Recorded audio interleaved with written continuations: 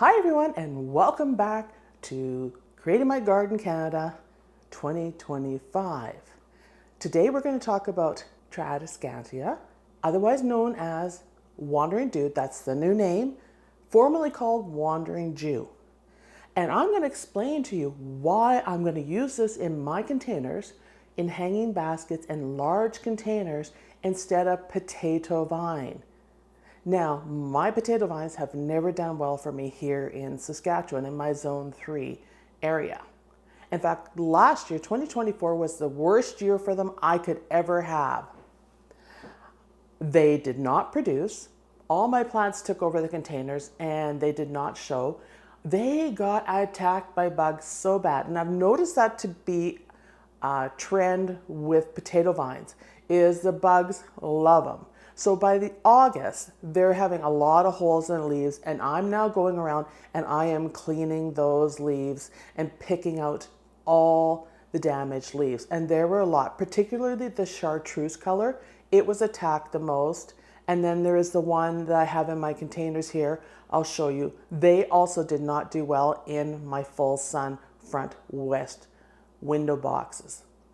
It was just not a good year. And the dark purple, a little bit better, but still not a great vine. I don't get the big, long, trailing habit of those vines at all. They tend to stay more compact for me and they just don't flush out, and then they get eaten by pests by August. So after trying these for multiple years, and every year I go hunting for them and every year I have a harder time finding them because they just aren't as plentiful, not sure why, I have said that's it.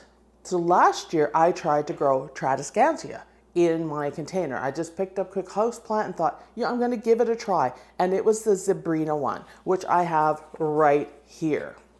This is Zebrina. It is the purple with the silver stripes in it, silver and green. They start out green and then they age to more of a purple. The back of them, as you can see, is a dark purple. And I had really good luck with this. I will be trying it again this year, and I will be putting it in containers and window boxes. This is now gonna replace potato vines in my garden. And so far I have 3 colors here that I wanna use. I have, of course, Zebrina. This is Albo Vitata, which is the white and green. And then I found this one, and this one is Nanook, and I love this one. And you can see the undersides of the leaves. So I really like these plants. They were not attacked by any bugs. We'll see if that's the case again. If you want to try it, go for it. But they had a great trailing habit. I took cuttings of Zebrina and I brought them inside, and you can see them here in this pot. And then of course I mixed it with the Albo, which I put in here. And I am going to propagate these today to make more plants for my boxes. And if I can find the purple one, which is a solid purple, I will get that one too and propagate it as well. This is what we're doing today. Now, just before we begin any further in the video, I'm going to make an announcement of what's happening with the channel because I'm making some changes this year, and I will share that with you at the end of the video because I don't want people clicking out because I'm talking about the channel. So if you stay to the end and you want to hear about the changes to the channel, great. If you aren't subscribed, please subscribe. I know people don't like to hear this. It doesn't cost anything, but I recommend you do, especially with me making a channel announcement so that you can find me. All right, so let's begin with this plant. So these plants like bright indirect light. Don't many plants like bright indirect light? We hear this all the time. They like west facing windows, west and south facing windows. And if they don't get enough light, they will become faded looking. They will also become leggy. So I've had this in an east window and you can see it is leggy. It's okay, but it's leggy. And once again, these were cuttings I took in the fall from my original plant outside in the window, and I kept them. Now, these are toxic. You can read up on these, and some will say they aren't. They are, but they actually are. They're toxic to pets and children. They are also meant to be a trailing plant or cascading plant. So they love to be in hanging containers or really large pots where they can cascade over the edge of the pot.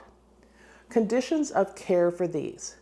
They like to be 75% dry. So When they're 75% dry, then you water them. Okay, that's the best way to do it. I water mine from the bottom. You guys know I always water mine from the bottom. That has not changed because it prevents gnats and those kind of things when you have plants.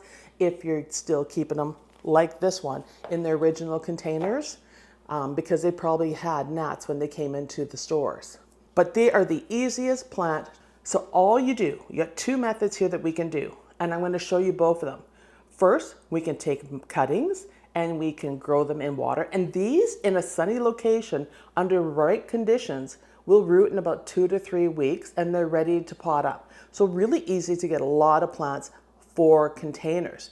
You can also take root cuttings of these and dip them in rooting hormone and start them off in a good seed starting mixture, which is what we're going to do today. So I'm going to show you both methods. And we're going to take cuttings from Sabrina, from the elbow, and from Nanook. Now let me show you what I have for cuttings so far that I just took. And these are at about 3 weeks and they weren't in the best conditions because it's been really, really cold here and I had them in a window. They like about a temperature of 20, 24 degrees Celsius. That is their ideal climate. If too cold, like I said, they will get leggy in that. So they probably didn't like my window that great. Here are the cuttings of the Sabrina. It was the first one I took cuttings of. And I'm going to pick one out here where you can start seeing the roots form. They will form on the leaf nodes on the plant. And that is where you will get the starters. And I think I have one here, and it's really hard to see on camera. But you can see here, they are starting to get the shoots on them. So under ideal conditions, these will root faster in a glass of water, a clear glass of water like this. And you can start as many as you like and then pot them up. But if you don't feel like dealing with that and you want them to root sooner than later, then start them in a good seed starting mix in soil. So seed starting mix in soil in containers, and you can put them in that bright direct window, or you can put them under artificial grow lights. So the seed starting mix that I use all the time is Jiffy Premium Seed Starter. It's got the least amount of tree bark and chunks in it. It's very smooth, a lot of peat in it, and it works very, very well. I've tried other blends, I've tried the Pro Mix, was not happy, so I'm gone back to Jiffy. This is not a promotion for Jiffy at all. This is just what I use. I'm not promoting anything other than gardening.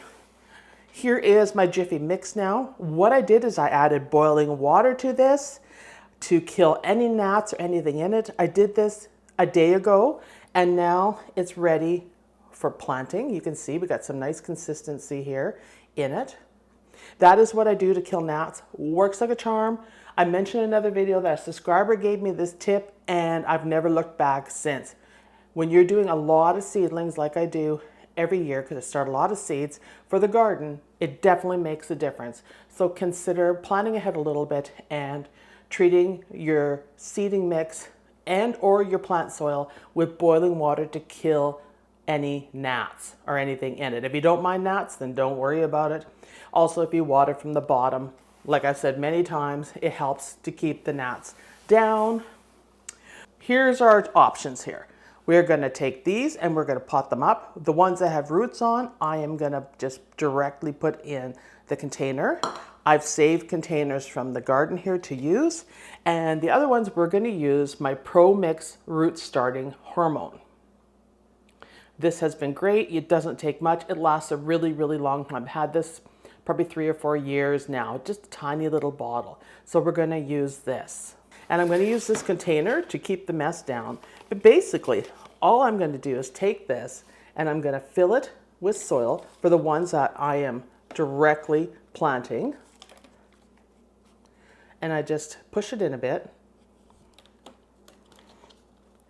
Just make a center on it. So there's soil on all sides. And all you have to do is find one in this mix here that have roots on them. And you can see on this one, there's roots coming here. That's why I say leave a center on it, because if they're longer, then you can just stick them right in so those roots get in the soil and push it right to the bottom. And then we're just gonna pull the soil back and tamp it down.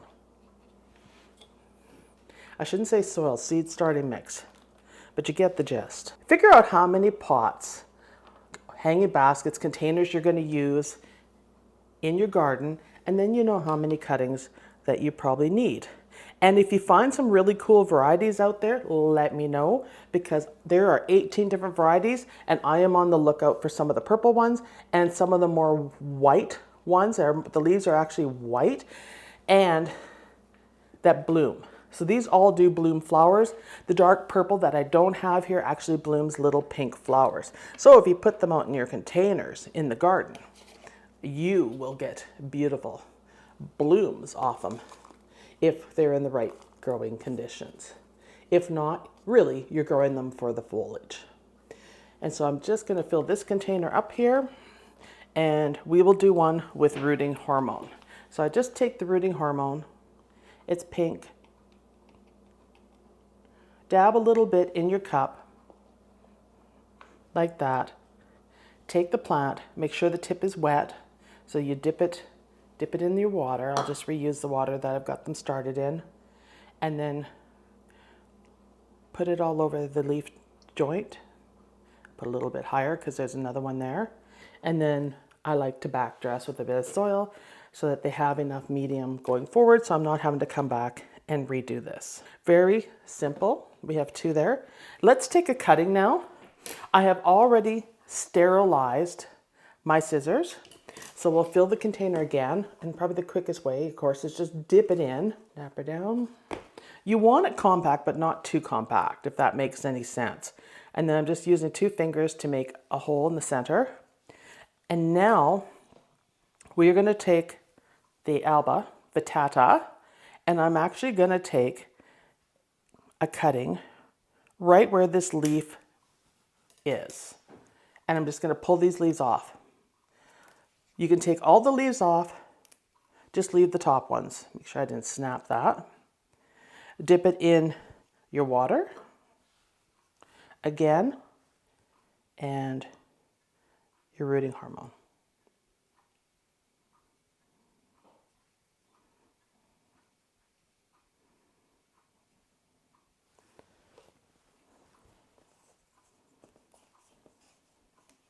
There we go, there's 3.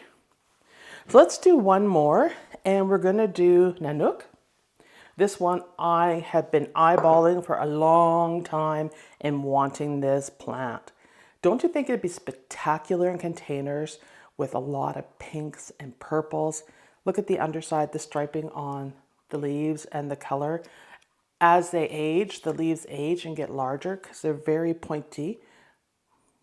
You can see how much more color we get in these. So they're beautiful on the underside as well, particularly this one. I find this one has a little more waxy, thicker leaf on it.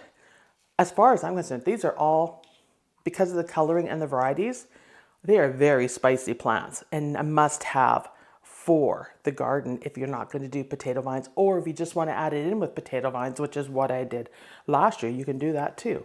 So we're just going to take a cut. I'm going to show you where I'm taking the cut. See here, there's some new leaves coming out. Just like that. Take that, and then we're just going to pull these leaves off. We'll leave the top ones. And then I'm just going to cut this extra here so that I'm right at the node when I dip it in.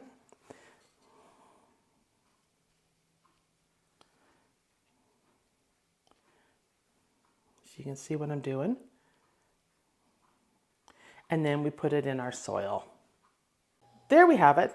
I have potted them all up, and we'll see how these other variegations stand up to my Saskatchewan climate and to bugs and that, because I don't spray at all for bugs. And I really try not to because I don't want to impact the pollinators. But after those potato vines were just destroyed pretty much, I need to try something new, and so this is it. Now for the announcement, since we got this project done. I'm changing the name of the channel. I am finding that people are not finding my channel on YouTube. And so I thought, let's start the year off right. I've been working on creating my garden for what, this will be 3 years now. And it's time to change my channel to something maybe a little more relevant to where I live, which is a really cold climate. I am a zone 3, and in Saskatchewan we do have zone 2s as well.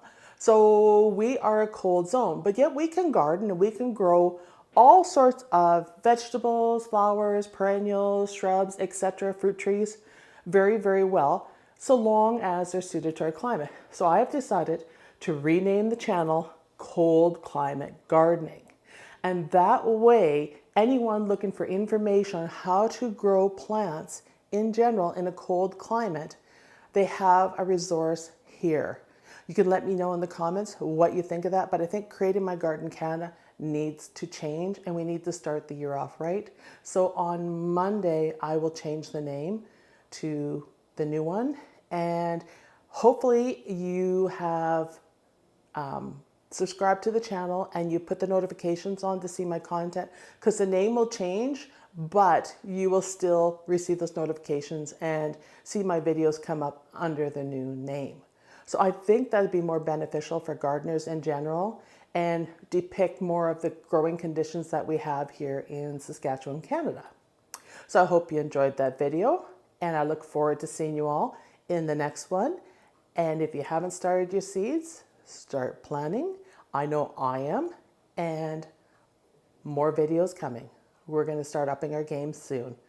I have the itch now that it's mid-January. Bye, everybody.